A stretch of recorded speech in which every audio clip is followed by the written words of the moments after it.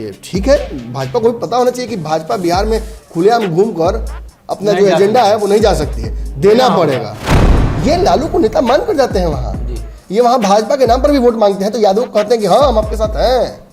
मतलब कहीं ना कहीं लालू यादव का एजेंडा जो है वो सफल है और उसको ये मानना पड़ता है। भाजपा की इन रणनीतियों का, चाहे दलितों को साथ पास करना हो, ओबीसी को पास करना हो, इन सबको साथ लेना हो, इससे किसको बेचैनी बिहार में होनी चाहिए? विपक्ष को जी। मैं ये नहीं कहूँगा कि लालू सिंह कमजोर नेता है, अपने उनको मुंगेर में चैलेंज जब इतने बड़े बड़े नेताओं ने किया और अनंत सिंह ने भी किया और वो जीत गए, तो आप मानिए कि अनंत सिंह के समानांतर या क्या उनसे बड़ा जनाधार इनका है, लेकिन उनके कहने पर भूमिहार वोट कर देंगे नीतीश कुमार को पूरे बिहार में, ये तो पूरा झूठ होगा। वैसे ही आरसीपी सिंह ने चेकमेट किया है, उनको बताया है कि नालंदा में तो हम ही हैं, सीएम कैंडिडेट भी हम ही हैं, और सुनिए प्रकोष्ठ कमजोर है तो ध्यान दीजिएगा, चेकमेट।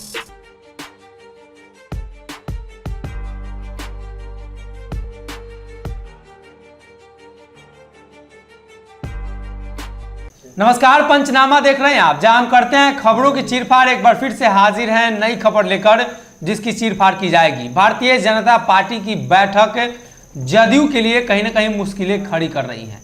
हालांकि ये कार्यक्रम भाजपा का था, 4 दिवसीय कार्यक्रम का आज समापन हो गया। अमित शाह पटना आए थे और भाजपा भगवामय बिहार को कर चुकी थी। पूरे बिहार में एक तरफ सावन के समय खुद ही भगवामय हो जाता है, लेकिन भारतीय जनता पार्टी ने और भगवाकरण पटना को कर दिया। ऐसे में ललन सिंह, उपेंद्र कुशवाहा, जदयू के तमाम नेता बैठक पर बैठक कर रहे हैं। एक दिन में 2-2 प्रकोष्ठ की बैठक हो रही है। मतलब ये तय है कि 10 से 15 दिन में सब काम को सिमटा देना है और 15 दिन बाद कुछ बड़ा होने वाला है। इसकी संभावना लग रही है, जैसी तैयारी है। विपक्षी दलों की आज बात नहीं करेंगे, इसलिए कि विपक्षी दल कहीं है भी नहीं। इस फ्रेम से बात भाजपा और जदयू की होगी। कल ही सर आपने कहा था कि जदयू नेता के पास आप जाइएगा तो या तो बोलेंगे नहीं, अब बोलेंगे तो लगेगा कि आपसे लड़ जाएंगे। क्या वजह, कौन सी वो वजह थी? कैसे आपको पता चला? आज जो बयान हमने देखा उपेंद्र कुशवाहा का, ललन सिंह का, दोनों लोगों के बयान से ये लग रहा था कि वो बोलना भी चाह रहे हैं इस मुद्दे पर, लेकिन उनके पास शब्द नहीं है बोलने के लिए। झुंझलाहट, शायद आप जो शब्द सुनना चाह रहे हैं जी, झुंझलाहट है वो। कल भी झुंझलाहट दिख रही थी। मैंने आपको कहा कि जितने भी कार्यकर्ता बैठ रहे हैं आसपास, जदयू के जो नेता, मंडली लगाने वाले नेता हैं, उनके आसपास बैठ रहे हैं, लग रहा है कि एक अनजान गुस्सा उनके मन में है, वैसे रिएक्ट कर रहे थे वो। तो भाजपा के कार्यक्रम में जाने का मन था उन लोगों को। हो सकता है कि इनवाइट नहीं मिला, उसके दिल तो लगाओ, लेकिन मैं आपको इसका एकदम एग्जैक्ट कारण बता देता हूँ क्या क्यों हुआ और कौन सा सूत्र था मेरा। देखिए, ऑब्वियसली सारी पार्टी के कार्यकर्ता जो निराश होते हैं या जिनको लगता है कि नहीं नमन जी को बता देना चाहिए बात है, तो फोन करके हमको बता देते हैं और हम फोन उठाते हैं सबका, यही खासियत है। और इस वजह से मैं कार्यकर्ताओं की भावनाओं को समझ पाता हूँ और फिर जब उसको कोरिलेट किया तो समझ में आता है कि क्या चल रहा है। कल ही जदयू के लोग इतने नाराज थे, लग रहा था जैसे कि नड्डा आए हैं तो नीतीश कुमार के कुर्सी लेके भाग जाएंगे। ऐसा लग रहा था जैसे कि आए हैं तो मैंने नीतीश कुमार के बैंक बैलेंस में से कुछ पैसा चुरा के भाग जाएंगे। ऐसा लग रहा था कि मैंने कि जदयू को समाप्त करके ही जाएंगे, लेकिन ऐसा कुछ नहीं है। भाजपा अपनी रणनीतियों पर काम करके बिहार में स्वावलंबी होना चाहती है। गलत क्या है? फायदा तो नीतीश जी को भी होगा ना, गठबंधन में 24 में लड़ेंगे तो उनके सांसद जीत कर ज्यादा आएंगे। अगर अकेले तो जीत नहीं सकते हैं। अगर कोई पार्टी चुनावी तैयारी करती है तो क्या वो केवल अपनी ही सीटों की तैयारी करे क्या? कि वो चाह में नीतीश कुमार से अंतिम समय में जाके मेहरा के भाषण देकर चला था, वैसे करना चाहिए? नहीं, तैयारी ऐसी भी होनी चाहिए कि सीट का जब बंटवारा हो तो जहां दे दिया जाए लड़ ले। अब उस समय एक ही सीट पर मामला फंसेगा तब तो फिर घमासान होगा। माने कहीं ना कहीं मन में चोर है, भाजपा के भी और नीतीश जी के भी। और ये जो झुंझलाहट आज देखा आपने, चाहे उपेंद्र कुशवाहा का झुंझलाहट हो, ललन सिंह तो लगातार झुंझला रहे हैं, मुझे पता नहीं चल रहा है क्या समस्या है। जब चाहते थे कि आरसीपी हट जाए, हम सर्वे सर्वा हो जाए, वो तो हो गया, तो फिर झुंझलाहट क्यों? माने अंदर अंदर उनको खबर मिल गई है कि आरसीपी सिंह कुछ खेला कर रहे हैं। उनको इस बात का डर है कि जो कुर्सी ऊपर बैठे हुए हैं उस पर भाजपा की नज़र है, भाजपा उस कुर्सी को हिलाएगी। उनको इस बात का भी डर है कि जो कुर्सी आज हम यूज कर रहे हैं, ये कुर्सी इसके ऊपर वाली कुर्सी से जुड़ी हुई है, नीतीश जी वाली कुर्सी से। और जब नीतीश जी रहेंगे नहीं रहेंगे तब कैसा ललन सिंह? कौन ललन सिंह? वही जो सांसद हैं, वही जिनको नाक में चना चबवाता था अनंत सिंह का पूरा कुनबा, ये नहीं कहा जाएगा और क्या कहा जाएगा? और आज फ्रस्ट्रेशन जो है वो इसलिए है, जान लीजिए एकदम देहाती स्टाइल में, आपके घर में नून रोटी खा रहे हैं, आप बगल में भी आके सहनाई बज रहा, तो किस नहीं भरेगा? जी, वही हो रहा है, वही हो रहा था। यह लड़ाई चल रहा है। बिल्कुल, भाजपा इधर आरसीपी सिंह चैलेंज कर दिए कि हम सीएम बनेंगे, मैं सीएम कैंडिडेट हूँ। ललन सिंह सोच रहे थे कि हम सीएम बनते हैं नीतीश जी के बाद, उपेंद्र कुशवाहा सोच रहे थे कि हम बनते हैं। भाजपा इधर अपना तैयारी कर रही है, भाजपा इधर अपना तैयारी कर रही है। तो ये तीन को लड़ाई जो आपस में लड़ना चाह रहा है लोग, अब भाजपा सबसे बड़ा दावा कर रही है तो डर तो लगेगा ना। 3 को ठेला वाला फुचका बेच रहा हुआ, बगल में हरिलाल कहे कि आज फ्री में खिलाएंगे फुचका, तब तो क्या होगा? दुकान बंद, टूट पड़ जाएगा उस दिन के तो दुकान बंद तीनों का। तो तीनों लोग जो आपस में लड़ रहे हैं, तो आरसीपी सिंह को फ्रस्ट्रेशन इसलिए भी नहीं हो रहा है कि आरसीपी सिंह को क्या फ्रस्ट्रेशन हो रहा है, उनके खोने के लिए कुछ बचा ही नहीं है। ललन सिंह और उपेंद्र कुशवाहा को बहुत कुछ खोने के लिए है। उपेंद्र कुशवाहा को तो अपने राजनीतिक जीवन में अब कुछ मिलने जा नहीं रहा है। जो मिलेगा नीतीश जी के वही प्लेट में हल्का छोड़ देंगे, उतना ही उनको दे दिया जाएगा, लीजिए नीतीश जी आपको दिए हैं। ललन सिंह की बात जहां तक है, तो ललन सिंह तब तक चानी काटेंगे जब तक कि आरसीपी सिंह जैसे नेता नीतीश कुमार को मिल नहीं जाते हैं। देखिए दिक्कत है ललन सिंह के गुस्से में का एक क्रोनोलॉजी है, समझना पड़ेगा। एक तो वो नीतीश के समीकरण का हिस्सा नहीं है, दूसरा उनमें वो नीतीश कुमार को वोट दिला पाने का मादा नहीं है। ललन सिंह ये समझ रहे हैं कि मेरा वोट बैंक, मैं सब टेम्पोररी अपने लिए तो जीतने का जुगाड़ कर सकते हैं। मैं ये नहीं कहूँगा कि ललन सिंह कमजोर नेता है।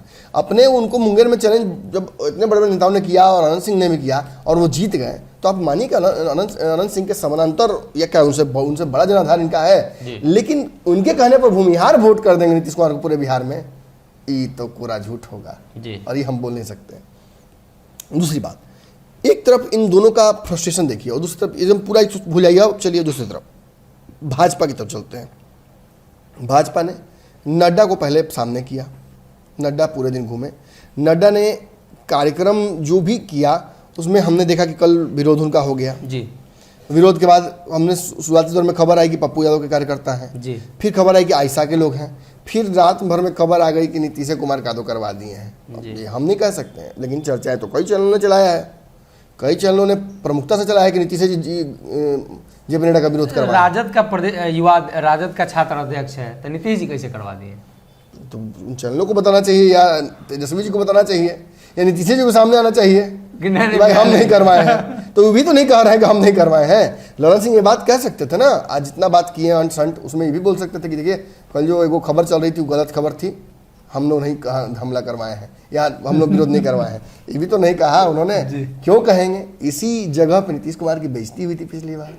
नरेंद्र मोदी के सामने मांग किए थे नीतीश जी कि विश्वविद्यालय बना दीजिए, केंद्रीय विद्यालय बना दीजिए, तो फलना मांग दीजिए, सेंट्रल यूनिवर्सिटी बनाई, सब कुछ मांग किया, क्या मिला? कुछ नहीं तो कुछ नहीं का कुछ जवाब तो दिया जाएगा ना जी। और ये जवाब अगर आया है तो ये ठीक है। भाजपा को भी पता होना चाहिए कि भाजपा बिहार में खुलेआम घूमकर अपना जो एजेंडा है वो नहीं जा सकती है, देना पड़ेगा, टैक्स देना पड़ेगा। आप चढ़ते हैं जब कोई भी 4 लेन पे या कोई भी जो तो टोल टैक्स आगे मिलता है ना जी, देते हैं ना, वैसे ही भाजपा को टैक्स देना होगा।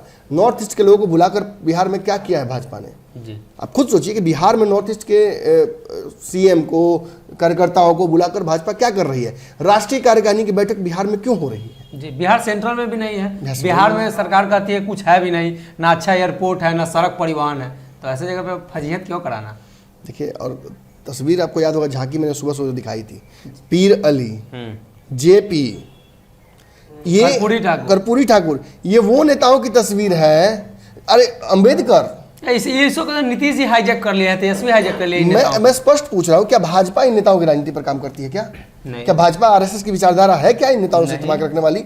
अगर भाजपा की बात करें तो हमें तो बलिदान हुए मुखर्जी देखना चाहिए था, हमें दिखना चाहिए था कि महाराणा प्रताप, हमें दिखना चाहिए था वो नेता जो भाजपा के इत्तेफाक रखते, सावरकर की तस्वीर होनी चाहिए थी। लेकिन भाजपा बिहार में आते ही उन नेताओं को छोड़कर दूसरे के पूर्वजों को पूजने लगी। मतलब कहीं ना कहीं बिहार में भाजपा की रणनीति अब बदल चुकी है। 15 में भाजपा ने हिंदुत्व के मुद्दे पर काम किया, अब बिहार में वो जातिगत समीकरण पर काम करना चाहती है। और इसीलिए आपने उस मंच पे जो आपने देखा, आप जातिगत समीकरण को ध्यान से देखते तो आपको समझ में आता कि कई नेताओं की छुट्टी कर दी गई केवल जातिगत समीकरण को साधने के लिए, और कई क्वालिफाइड नेताओं को वहां नहीं रखा गया, और कई ऐसे, मैं अनक्वालिफाइड नहीं कहूँगा, लेकिन ऐसे लोग जो कि नए हैं उनको वहां स्थान मिला हुआ था। क्यों मिला हुआ था? उस जातीय समीकरण को साधने के लिए। देखिए, एक बात तो है कि भाजपा को सवर्णों से नाराजगी हुई है, सवर्णों का नाराजगी थोड़ा हुआ है। बोचहा चुनाव ये वेकअप कॉल होगा, भाजपा फिर से 2015 में नहीं जाना चाहेगी, इसलिए भाजपा अपनी तैयारियों को अपने हिसाब से देखना चाहेगी, और उन रणनीतियों में भाजपा का बिहार के उन सीटों पर मेहनत करना है जहाँ सवर्ण ज्यादा है, क्योंकि सवर्ण नाराज होकर एक बार तेजस्वी से चले गए या कांग्रेस में वापस चले गए या कोई एक विकल्प उन्हें मिला तो फिर तो भाजपा खत्म हो जाएगी जी।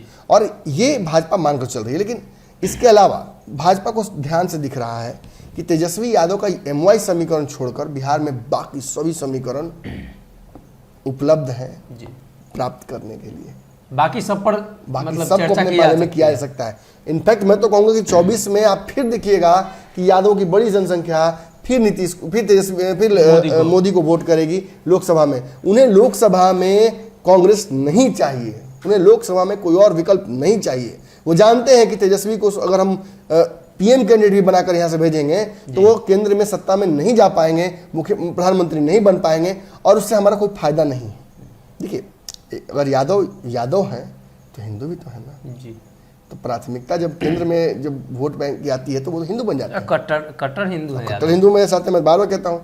और अब देखिए ना नित्यानंद राय के पीछे आगे पीछे काहे घूम रहे थे मुकेश काहे घूम रहे थे? हिंदू के वाला एंगल लेके ना, अब यादव वाला एंगल लेके घूम रहे तो अलग बात है। लेकिन तो ये मतलब क्रॉस पार्टी जाकर यादव वाला भाईचारा अगर बना रहता है तो खराब नहीं है। विधानसभा में वोट मिलेगा। कहने का मतलब तो कल भी आपको कहा था रात में कि ये जो भाजपा के नेता हैं जब ये जाते हैं गोपालगंज, सिवान, छपरा तो ये कहाँ किस तरफ जाते हैं?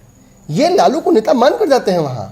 ये वहाँ भाजपा के नाम पर भी वोट मांगते हैं तो यादव कहते हैं कि हाँ हम आपके साथ हैं। मतलब कहीं ना कहीं लालू यादव का एजेंडा जो है वो सफल है और उसको ये मानना पड़ता है। लेकिन भाजपा की इन रणनीतियों का चाहे दलितों को साथ पास करना हो, OBC को पास करना हो, इन सबको साथ लेना हो, इससे किसको बेचैनी बिहार में होनी चाहिए? विपक्ष को जी। लेकिन आज साथ हैं नीतीश जी। नीतीश जी भी ये बात जानते हैं कि कल तो हमको विपक्ष में ही रहना है, भाजपा से अलग ही रहना है। या तो हम सत्ता में रहेंगे तो भाजपा विपक्ष, या भाजपा सत्ता में रहेगी तो हम विपक्ष। ये तय हो चुका है, ये मानसिक स्थिति बन चुकी है। इसीलिए आप जो बयान सुन रहे हैं कि 243 सीट पर तैयारी कर रही है भाजपा, 200 सीट पर तैयारी कर रही है भाजपा, तो आपको क्या कहना है? तो हम भी 243 पर तैयारी कर रहे हैं, हम भी 243 पर लड़ेंगे। ये साबित करता है ललन सिंह का बयान कि वो भी फ्रस्ट्रेटेड है। भाजपा ने उन्हें इनपुट नहीं दिया है। भाजपा ने जो रणनीतियाँ बिहार, कायदे से बताता हूँ आपको, नीतीश कुमार गठबंधन करते हैं किसी से तो अपनी शर्तों पर करते हैं, तोड़ना भी हो तो अपनी शर्तों पर तोड़ते हैं। अपने बहुत हाथ नहीं बढ़ाएंगे लेकिन अगले से उम्मीद करते हैं कि हर बार वो हाथ बढ़ाए। नीतीश कुमार को मन ये था कि भाजपा जब कार्यक्रम करना चाहती है तो नीतीश जी को बाकायदा न्योता भेजे, नीतीश जी से बात करे कि हम बिहार में ऐसा कार्यक्रम करना चाहते हैं, करने जा रहे हैं, परमिशन ले। लेकिन भाजपा क्यों परमिशन लेगी या कोई भी पार्टी क्यों परमिशन लेगी? वो स्वतंत्र पार्टी है। आपने सुना कि एक तरफ ये भी बात वो कह रहे हैं और दूसरी तरफ ये भी कह रहे थे कि वो अपना कार्यक्रम कर रहे हैं तो हम क्या करें? तो रिएक्ट क्यों कर रहे हैं? आप भी रिएक्ट किए और कहीं ना कहीं उपेंद्र कुशवाहा भी रिएक्ट किए। उपेंद्र कुशवाहा ने भी बढ़ चढ़ कर ये बात कह दी कि 243 सीट पर हम लड़ने की तैयारी। तो हमारा डर तो ये था कि भाजपा 200 विधानसभा क्षेत्रों में अपने लोगों को भेज रही है जो लोग दूसरे राज्यों से आए हैं। उसके लिए स्पेशल बाकायदा पैकेज था कि आज के बाद जिनको रुकना है वो रुके। बिहार का अगर दर्शन करना है राजगीर, नालंदा, जहां भी, भाजपा अपने खर्चे से उन प्रतिनिधियों को दर्शन कराएगी। तो क्या भाजपा को, जदयू को इस बात का डर है कि बाहर से प्रतिनिधि आ रहे हैं, प्रभाव डाल करना चले जाए? 100% नीतीश कुमार का वोट बैंक हाईजेक होगा।